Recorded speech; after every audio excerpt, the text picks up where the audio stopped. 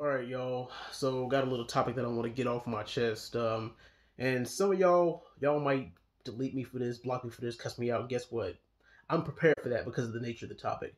Now, I was on YouTube and I seen a video of a black female talking about women don't want good black men, and then I came across this article a couple of days ago saying that 70% of black women are single or not married. And out of that 70%, 35% are single mothers. Nothing wrong with that. I'm not bashing single mothers at all. But the main hit of the article was the reason why black women are single. Are black women's standards too high, or are the pickings too slim? And a lot of black women's argument for still being single is that there's not enough good black men to go around, or that there's not enough eligible black men to go around. Meaning that the majority of black men are either dating white women, gay, or some other situation going on with them. And I guess if you just look at the numbers alone, then I guess that you could kind of make the argument that a lot of black females are having a hard time finding a good black man because I think that for every one black male, there's three black females. And like I said, if you count all the black men who are either in jail dating white women or they're gay, then that makes black women's odds for finding a good black man even harder. Because like I said, there's not really enough black men to go around, or at least that's the main argument. And also, here's my main gripe and complaint with that is what do black women define as a eligible black man, or what do they define as a good black man? Because man, and like, there's nothing wrong with having with not settling for less or looking settling for less than what you deserve or trying to go out to get what you want. I guarantee you, if you ask 10 different women, then you'll get 10 different answers. And every time I see it, I always see this on social media about like black women's goals or what they define to be as a good black. And here's what I see a lot of women say on social media in regards to the man that they're looking for. Oh, any man who wants to be my man has to match my level. He has to bring something of equal or greater value to the table, which is nothing wrong with. But some of the standards are flat out ridiculous because you know damn well that no matter where a man is in life, like he's not going to have every single one of these. Like, oh, he has to have a job that pays more than 75 grand a year. He has to drive a Mercedes, Cadillac, or a BMW. He has to have no less than a bachelor's degree. He got to have his own place already paid off. He can't live in some rinky-dink apartment or have any roommates. He has to be 6'3", 210 pounds, all muscle with tattoos and a beard. He got to suck toes, eat pussy, eat ass, have a 10-inch dick, and on top of that, he got to be faithful and funny with a good personality.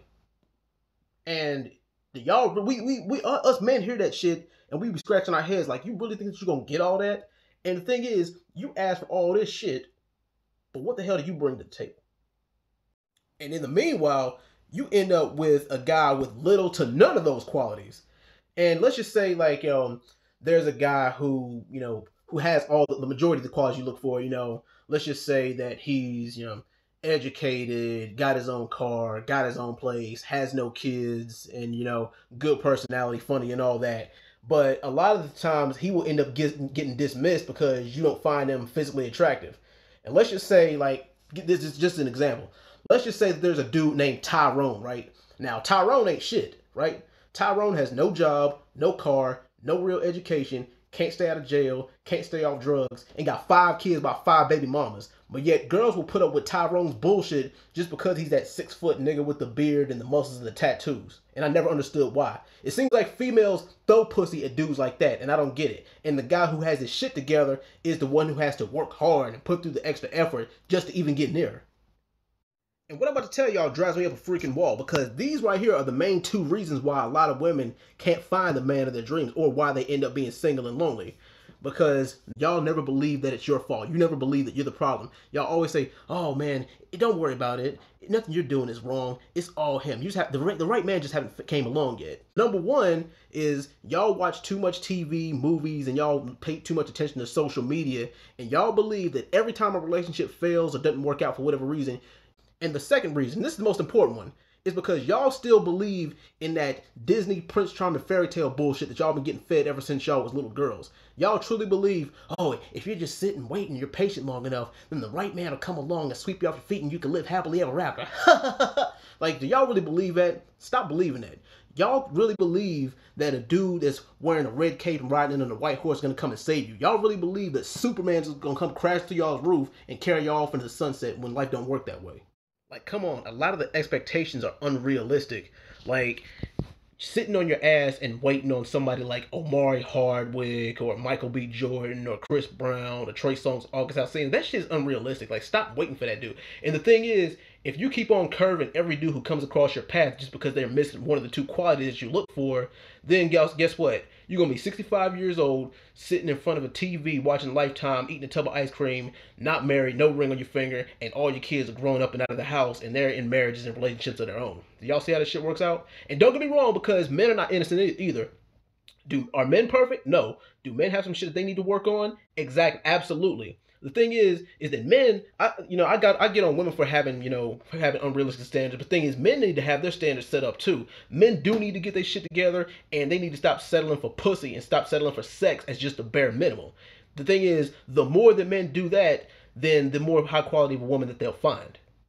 And for the women out there who have not settled for less and don't settle for less and still can find the man of their dreams, then guess what? More power to you. Because a lot of women, they end up in anything that I didn't touch on, hit me up and let me know. I want a lot of feedback from this because this is kind of this is a touchy subject. But anyway, y'all let me know what y'all think. This is a subject that I can really go on and on about. I might, make a part two to this. Like I said, I can go on and on about it. But if y'all feel like that I left out anything that I didn't mention, trying to find Prince Charming, finding Mr. Perfect, and then they get lonely and settle for less, and then that's why they end up with a Tyrone ass nigga like I mentioned. But